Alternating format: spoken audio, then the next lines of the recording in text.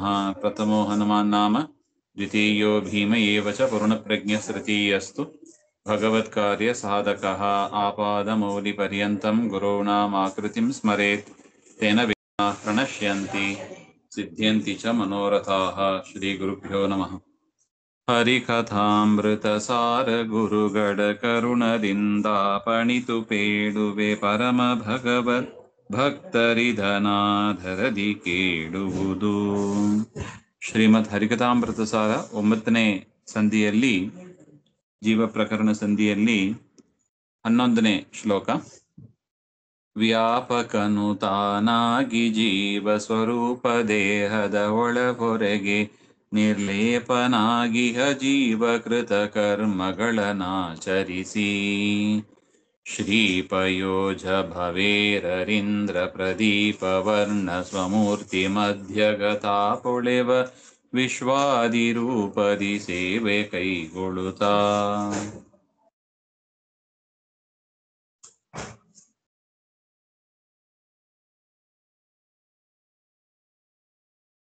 ಅಂದ್ರೆ ಹಿಂದಿನ ಶ್ಲೋಕಗಳಲ್ಲಿ ಪರಮಾತ್ಮ ಜೀವ ಸ್ವರೂಪದಲ್ಲಿ ಇದ್ದಾನೆ ಹಾಗೆ ಅಂತ ನೋಡಿದ್ದೀವಿ.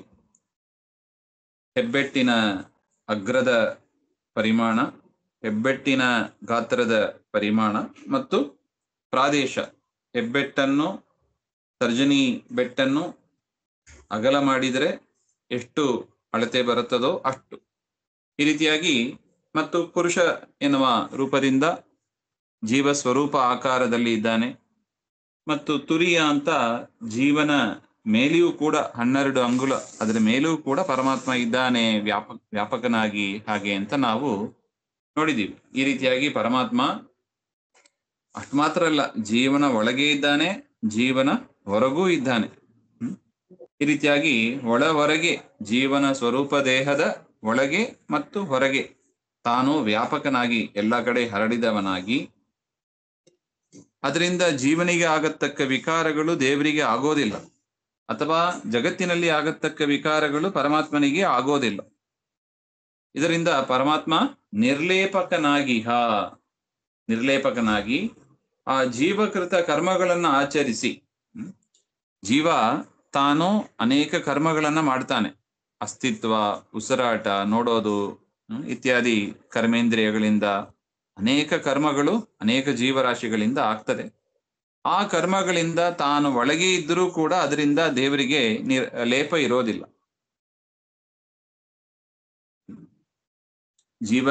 ಜೀವ ಮಾಡಬೇಕಾದ ಕರ್ಮಗಳನ್ನ ತಾನು ಮಾಡಿ ಜೀವನ ವತಿಯಿಂದ ಮಾಡಿಸಿ, ಅಷ್ಟಾದರೂ ಕೂಡ ಅದರ ಲೇಪ, ಸುಖಭೋಗವನ್ನ ಮಾಡ್ತಾನೆ ಹೊರತು ದುಃಖದ ಭೋಗ, ಅದರಿಂದ ಆಗತಕ್ಕ ವಿಕಾರಾದಿಗಳು ಅದು ದೇವರಿಗೆ ಇಲ್ಲ. ನಿರ್ಲಿಪ್ತನಾಗಿಹ.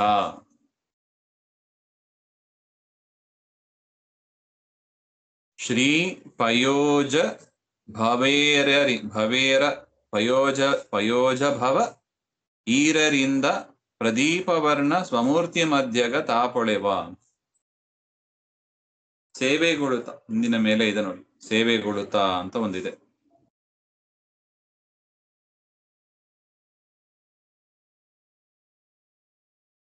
ಜೀವಕೃತ ಕರ್ಮಗಳನ್ನು ಆಚರಿಸಿ, ಶ್ರೀ ಅಂದ್ರೆ ಲಕ್ಷ್ಮೀದೇವಿ, ಪಯೋಜ ಭವ ಅಂದ್ರೆ ಕಮಲದಲ್ಲಿ ಹುಟ್ಟಿದ ಬ್ರಹ್ಮದೇವರು ಅಂತ ಅರ್ಥ, ಈರ ಅಂದ್ರೆ ವಾಯುದೇವರು ಅಂತ ಅರ್ಥ. ಈ ರೀತಿಯಾಗಿ ಲಕ್ಷ್ಮೀದೇವಿ ಮತ್ತು ಬ್ರಹ್ಮದೇವರು ಮತ್ತು ವಾಯುದೇವರು ಇವುಗಳಿಂದ ಸೇವೆಗಳನ್ನ ಕೈಗೊಳ್ಳುತ್ತಾ, ನೋಡಿ ಕೊನೆಯಲ್ಲಿದೆ ಸೇವೆ ಕೈಗೊಳ್ಳುತ್ತಾ ಅಂತ ಇದೆ. ರೀತಿಯಾಗಿ ತತ್ವದೇವತೆಗಳಿಂದ ಸೇವೆಯನ್ನ ಕೈಗೊಳ್ಳುತ್ತಾ, ಪ್ರದೀಪವರ್ಣ ಅಪ್ರಾಕೃತವಾದ ಒಳ್ಳೆ ತೇಜಸ್ಸು ಉಳ್ಳವನಾದ ಆ ಪರಮಾತ್ಮ ವಿಶ್ವಾದಿ ರೂಪದಿ, ವಿಶ್ವ, ತೇಜಸ, ಪ್ರಾಜ್ಞ, ತುರಿಯ ಇತ್ಯಾದಿ ರೂಪಗಳಿಂದ ಸ್ವಮೂರ್ತಿ ಮಧ್ಯಗ, ತನ್ನ ಮೂಲ ರೂಪ ನಾರಾಯಣನ ಸುತ್ತ ಇರತಕ್ಕ ಈ ರೂಪಗಳು, ವಿಶ್ವಾದಿ ರೂಪಗಳು ಈ ರೀತಿಯಾಗಿ ಇದ್ದು ತಾಪೊಳೆವ, ತಾನು ಹೊಳೆಯುತ್ತಾ ಇದ್ದಾನೆ ಹಾಗೆ ಅಂತ ಹೇಳ್ತಾ ಇದ್ದಾರೆ. ಗರುಡ ಶೇಷ ಭವಾದಿ ನಾಮವಧರಿಸಿ ಪವನ ಸ್ವರೂಪ ದೇಹದಿ ಕರಣನೀಯಾಮಕನು ತಾನಾಗಿಪ್ಪ ಹರಿಯಂತೆ ಸರಸಿಜಾಸನವಾಣಿ ಭಾರತಿ ಭರತನಿಂದೊಡಕೂಡಿ ಲಿಂಗದಲಿರುತಿಹರು ಮಿಕ್ಕಾದಿ ತೇಯರಿಗಿಲ್ಲವಾ ಸ್ಥಾನ. ಸುಂದರವಾದ ಒಂದು ಶ್ಲೋಕ. ಮೊದಲು ಜೀವನ ವಿಚಾರವನ್ನು ತಿಳಿಸಿ, ಆ ಜೀವನ ನಿಯಾಮಕನಾಗಿ ಪರಮಾತ್ಮ ಇದ್ದಾನೆ ಅಂತ ತಿಳಿಸಿ, ಒಳವರೆಗೂ ವ್ಯಾಪ್ತನಾಗಿದ್ದಾನೆ ಅಂತ ತಿಳಿಸಿ, ಈ ಪದ್ಯದಲ್ಲಿ ಗುರುಗಳು ವಾಯುದೇವರ ವಿಚಾರವನ್ನು ತಿಳಿಸ್ತಾ ಇದ್ದಾರೆ. ವಾಯುದೇವರು ಅವರು ಜೀವನ ಸ್ವರೂಪದಲ್ಲೂ ಇದ್ದಾರೆ ಅಂತ ಹೇಳ್ತಾ ಇದ್ದಾರೆ.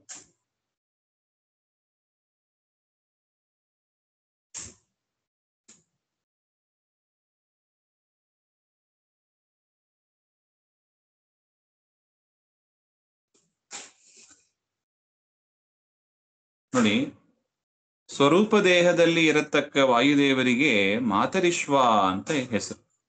ಸ್ವರೂಪೇಂದ್ರಿಯ ದೇಹೇಶು ಮಾತರಿಶ್ವಾಭಿಧಾನತಃ ತತ್ತೇ ಲಿಂಗ ಶರೀರಸ್ಥಃ ಸೂತ್ರನಾಮ ಮಹಾಪ್ರಭು ಅಂತ ಭಾಗವತ ತಾತ್ಪರ್ಯ ದೀಪಿಕಾ ಅಂತ ಒಂದು ಗ್ರಂಥದಲ್ಲಿ ಹೇಳ್ತಾ ಇದ್ದಾರೆ. ಇದರಿಂದ ವಾಯುದೇವರು ಸ್ವರೂಪದಲ್ಲಿ ಇರುವಾಗ ಅವರಿಗೆ ಮಾತರಿಶ್ವ ಅಂತ ಹೆಸರು, ಲಿಂಗದೇಹದಲ್ಲಿ ಇರುವಾಗ ಸೂತ್ರನಾಮಕ ಅಂತ ಹೆಸರು.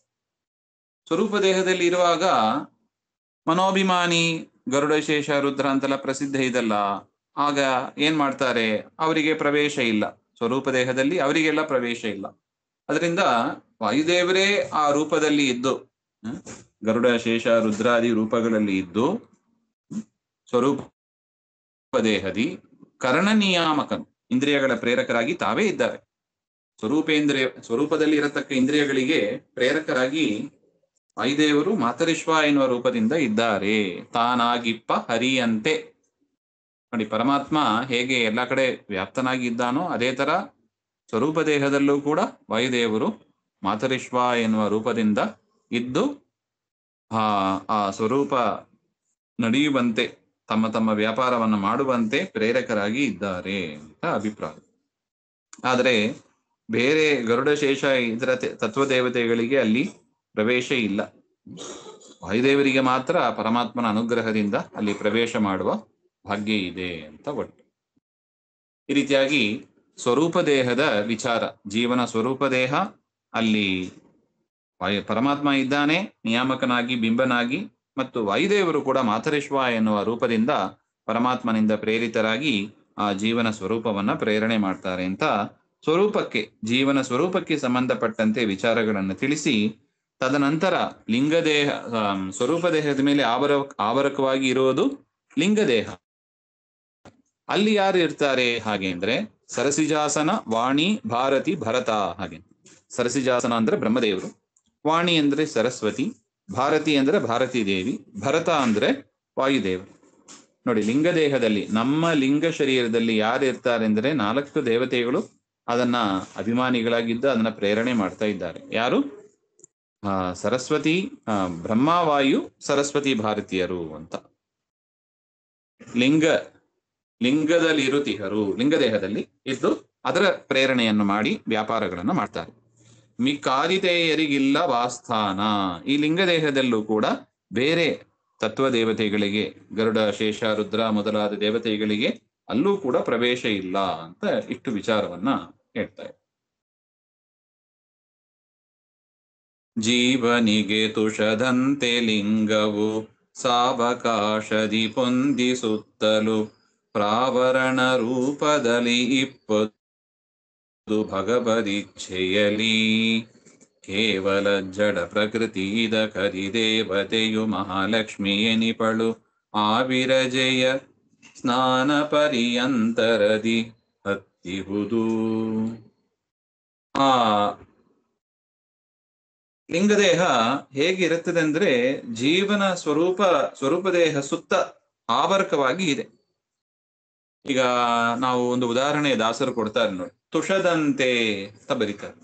ತುಷದಂತೆ ಅಂದ್ರೆ ಅಕ್ಕಿ ಇದೆ, ಅಕ್ಕಿ ಮೇಲೆ ಆ ಒಂದು ಭತ್ತ ಇದೆ ನೋಡಿ, ಆವರ್ಕ ರೂಪದಲ್ಲಿ ಇದೆ, ಅದನ್ನ ತೆಗೆದು ಬಿಡ್ತಾರೆ. ಅದು ತೆಗೆದ್ರೆ ಅಕ್ಕಿ ಸಿಗ್ತದೆ. ಅದೇ ರೀತಿಯಾಗಿ ಸ್ವರೂಪ ದೇಹದ ಸುತ್ತ ಇರತಕ್ಕ ಒಂದು ಲೇಯರ್ ಅಂದ್ರೆ ಅದು ಲಿಂಗದೇಹ ಅಂತ. ಲಿಂಗದೇಹ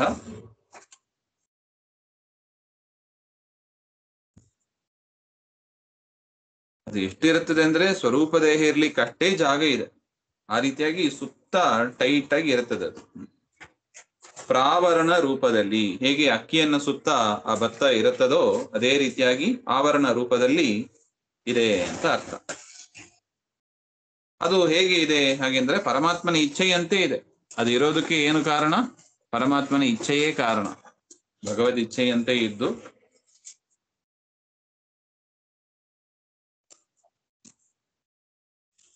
ಈ ಲಿಂಗ ಶರೀರಕ್ಕೆ ಅಭಿಮಾನಿಯಾಗಿ ಕೇವಲ ಜಡ ಪ್ರಕೃತಿ, ಅದು ಜಡ ಪ್ರಕೃತಿ ರೂಪವಾಗಿ ಇರುತ್ತದೆ. ಅದರಿಂದ ಅದಕ್ಕೆ ಅಭಿಮಾನಿಯಾಗಿ ಲಕ್ಷ್ಮೀದೇವಿಯೇ ಇರ್ತಾಳೆ. ಲಕ್ಷ್ಮೀದೇವಿಯೇ ಲಿಂಗದೇಹಕ್ಕೆ ಅಭಿಮಾನಿಯಾಗಿ ಇರ್ತಾರೆ. ಆ ಲಿಂಗದೇಹಕ್ಕೆ ಅಭಿಮಾನಿ ಮತ್ತು ಅದರ ಪ್ರೇರಕರಾಗಿ ಬ್ರಹ್ಮ, ವಾಯು, ಸರಸ್ವತಿ, ಭಾರತೀಯರು ಅವರು ಕೂಡ ಇರ್ತಾರೆ ಅಂತ ಹಿಂದೆ ಹೇಳಿದಂತೆ ತಿಳ್ಕೋಬೇಕು. ಕೇವಲ ಜಡ ಪ್ರಕೃತಿ ಇದಕರಿ ದೇವತೆಯು ಮಹಾಲಕ್ಷ್ಮಿ ಎನಿಪಡು. ಆ ವಿರಜಯ ಸ್ನಾನ ಪರ್ಯಂತರಿ. ಈ ಲಿಂಗದೇಹ ನಮ್ಮನ್ನ ಬಿಟ್ಟು ಹೋಗೋದಿಲ್ಲ. ಅನಾದಿ ಕಾಲದಿಂದ ಇರತಕ್ಕದ್ದು ಈ ಲಿಂಗದೇಹ. ಅದು ಯಾವಾಗ ಹೋಗ್ತದೆ ಹಾಗೆಂದ್ರೆ ವಿರಜಾ ನದಿ ಸ್ನಾನ ಮಾಡಿದಾಗ, ವೈಕುಂಠ ಸುತ್ತ ಹರಿಯತಕ್ಕ ನದಿ ಅದು.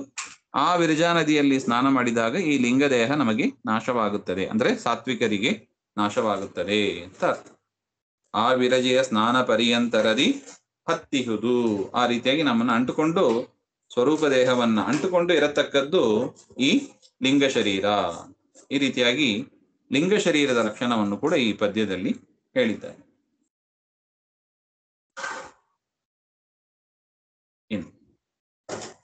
ಆರಧಿಕ ದಶ ಕಳೆಗಳುಳ್ಳ ಶರೀರ ಅನಿರುದ್ಧಗಳ ಮಧ್ಯದಿ ಸೇರಿ ಇಪ್ಪವು ಜೀವ ಪರಮ ಛಾದಿಕ ದ್ವಯವು. ವಾರದಂತರಿ ತಾನವರ ಅರಿದೂರಗೈಸುತ ಶ್ರೀ ಜನಾರ್ದನ ಮೂರು ಗುಣದೊಳಗಿಪ್ಪನೆಂದಿಗೂ ತ್ರಿವೃತೆಂದೆನಿಸಿ. ಈ ಲಿಂಗ ಶರೀರದಲ್ಲಿ ಷೋಡಶ ಕಲೆಗಳು ಇದೆ ಅಂತ ಹೇಳ್ತಾ ಇದ್ದಾರೆ. ಪಂಚ ಜ್ಞಾನೇಂದ್ರಿಯ, ಪಂಚ ಕರ್ಮೇಂದ್ರಿಯ, ಪಂಚ ಜ್ಞಾನೇಂದ್ರಿಯ, ಪಂಚ ಕರ್ಮೇಂದ್ರಿಯ, ಪಂಚ ಪ್ರಾಣ ಮತ್ತು ಮನಸ್ಸು ಅಂತ.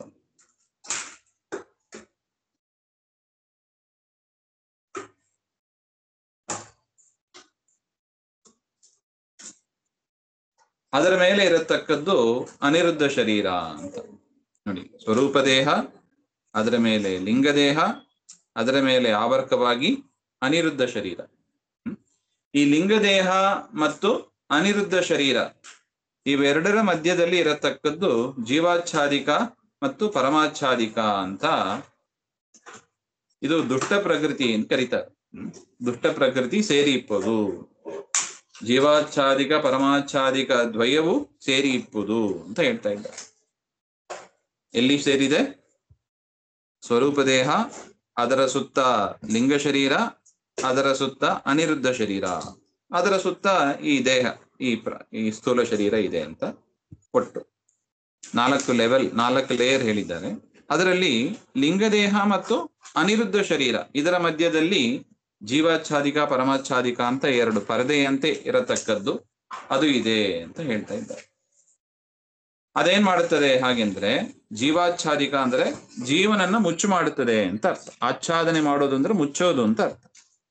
ಜೀವನ ಈಗ ನಮಗೆ ನಾವು ಎಂಥವರು ಎಂಬ ಒಂದು ಅನುಭವ ನಮಗೆ ಬರ್ತಾ ಇಲ್ಲ ನೋಡಿ.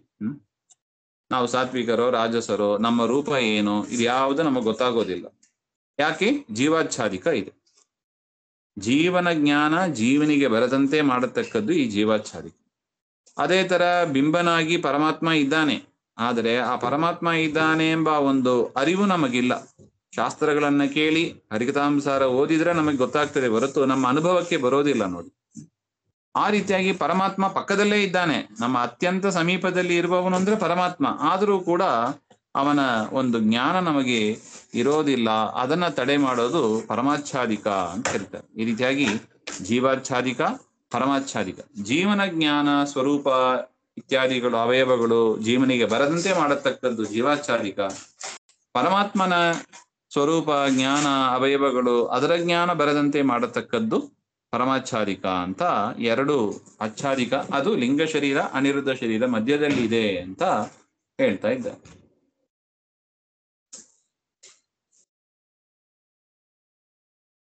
ಇದರ ಮತ್ತೊಂದು ಉದ್ದೇಶ ಏನು ಅಂದ್ರೆ, ಈ ದಾನವರು ಇದ್ದಾರೆ ನೋಡಿ, ದೈತ್ಯರು, ಅವರು ಬಂದು ಏನಾರು ಮಾಡಿ ಈ ಜೀವನನ್ನ ಹಾಳು ಮಾಡಬಹುದು. ಅವರಿಗೂ ಕೂಡ ಜೀವ ಸಿಗಬಾರದು. ಬರೀ ನಮಗೆ ಮಾತ್ರ ಇಲ್ಲ. ಈಗ ತತ್ವ ದೇವತೆಗಳು ಈ ಶರೀರದಲ್ಲಿ ಹೇಗೆ ತತ್ವಾಭಿಮಾನಿ ದೇವತೆಗಳು ಇದ್ದಾರೋ ಅದೇ ರೀತಿಯಾಗಿ ತತ್ವ ಅಸುರರು ಅಂತ ಕೂಡ ಇದ್ದಾರೆ. ಕಣ್ಣಿಗೆ, ಕೈಗೆ ಇತ್ಯಾದಿ ತತ್ವ ಅಸುರರು ಇದ್ದಾರೆ. ಅವರಿಗೆ ಕೂಡ ಈ ಜೀವ ಇರುವ ಸ್ಥಾನ, ಪರಮಾತ್ಮ ಇರುವ ಸ್ಥಾನ ಗೊತ್ತಾಗೋದಿಲ್ಲ. ಯಾಕೆ? ಈ ಜೀವಾಚ್ಛಾದಿಕ ಪರಮಾಚ್ಛಾದಿಕ ಅದನ್ನ ಮುಚ್ಚು ಮಾಡುತ್ತದೆ. ಅದನ್ನ ಹೇಳ್ತಾ ಇದ್ದಾರೆ ನೋಡಿ.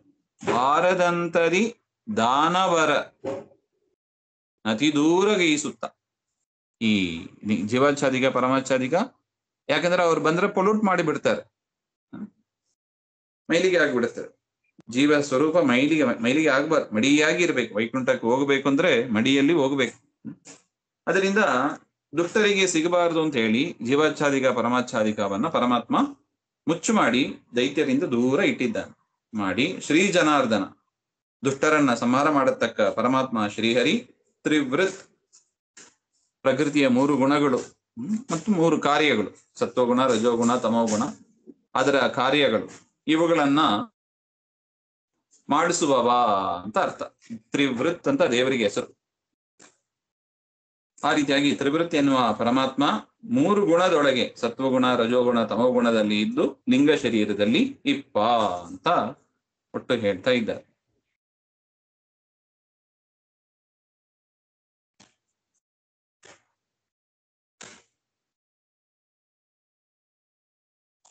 ಮುಂದಿನ ವಿಚಾರ ಮತ್ತೆ ನೋಡೋಣ. ಶ್ರೀಮಧ್ವಾಂತರ್ಗತ ಶ್ರೀ ಕೃಷ್ಣಾರ್ಪಣಮಸ್ತು. ಶ್ರೀ ಹರೇ ನಮಃ.